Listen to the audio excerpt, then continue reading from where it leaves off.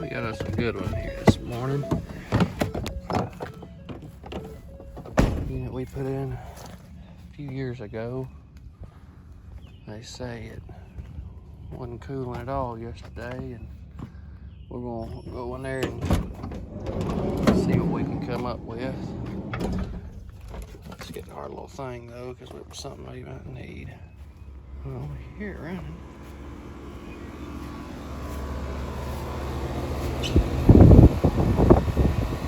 Well, it actually feels like a little bit of warm air.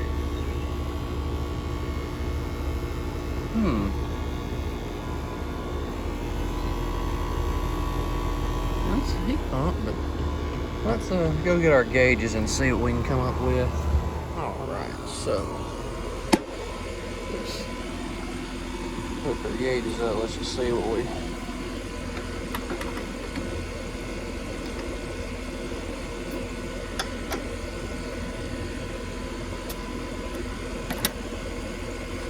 .73 outside.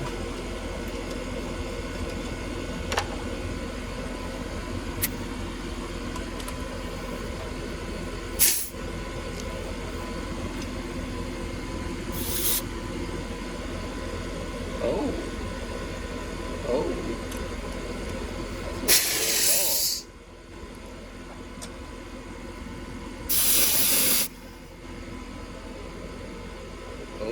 man. Check that out. Yep, we're about to figure out real fast what that could be. But I got a good idea. I already know what it is, and I'm sure some of you probably know too.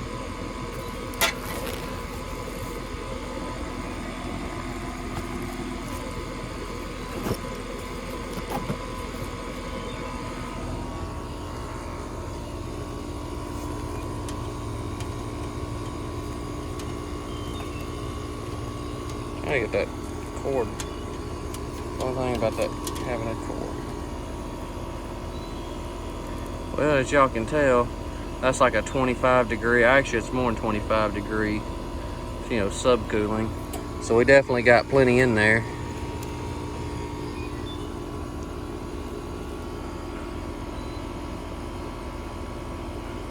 And that's 70, literally 70 degrees of superheat. I'm gonna say we're more than likely gonna have us a bad expansion valve, but just based on those pressures alone. But we're gonna find out here in a second. Let's just do a few other little things.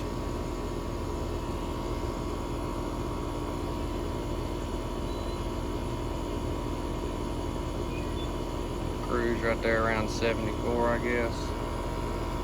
Let's move that.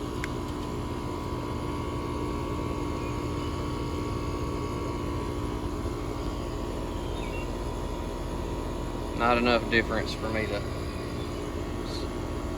which I mean, I don't think that's any difference at all, because I think it was 75 on that one. Yeah. So, well, we know that's not our issue. So, let's see here.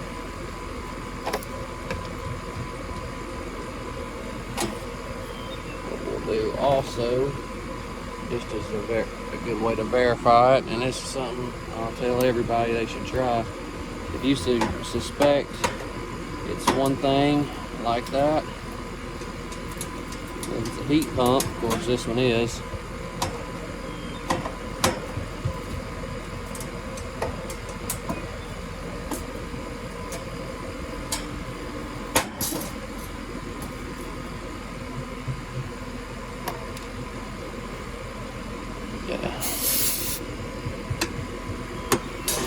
Off there and hook that onto your dedicated, then hook that onto your dedicated suction.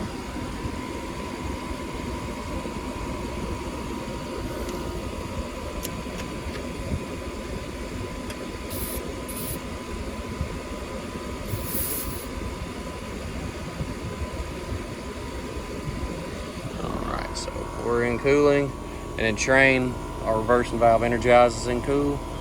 So watch them pressures when I unhook that low voltage wire.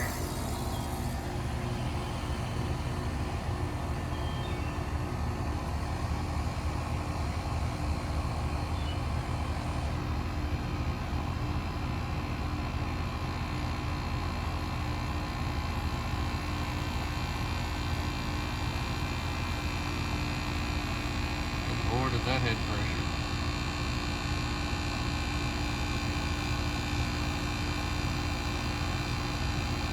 There you go. I mean, that's gonna be about right because it's 70 degrees in there and it's 75 out here, so.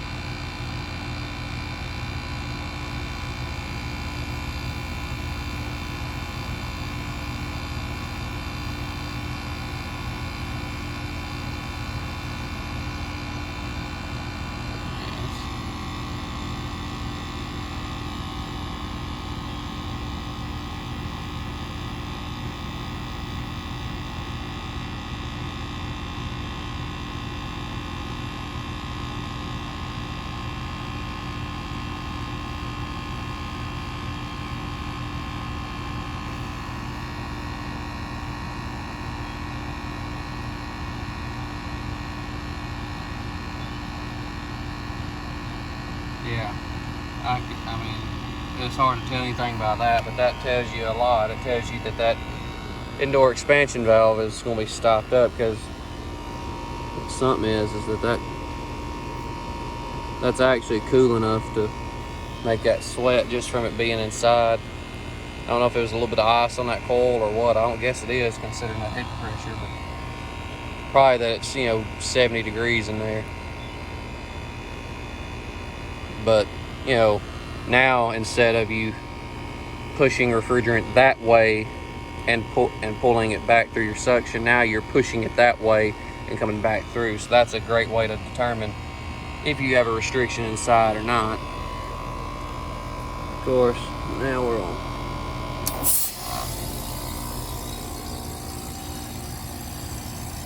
Energize our reversing valve.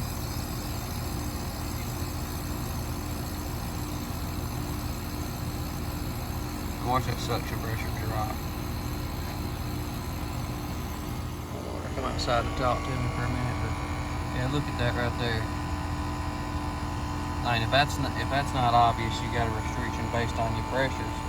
It'd be one thing if this is R22, but you know, then that would just mean, you know, probably you got a fan motor that's not running, or you got a bulb stopped up, but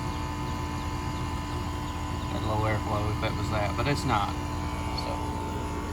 But we're going to hook our stuff, and I know it is a tight fit up in that attic where this air handler's at, for us to go ahead to model the serial number off of it. So, but anyway, let's gather our stuff up and we'll go in there and look at that. At least they put it right close to us. We can get to it off the ladder. Huh.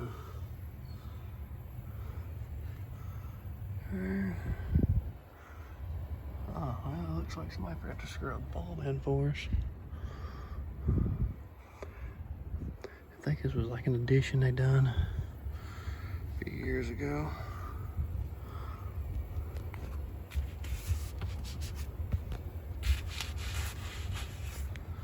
But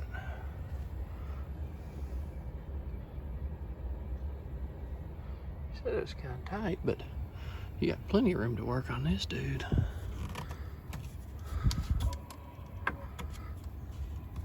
Pour some of that drain while we're here. Goes right over there. This wouldn't be too bad to do it, because there's a bolt on and it's gonna be right there. So anyway, I guess we're gonna get them a valve ordered and we'll be back next time.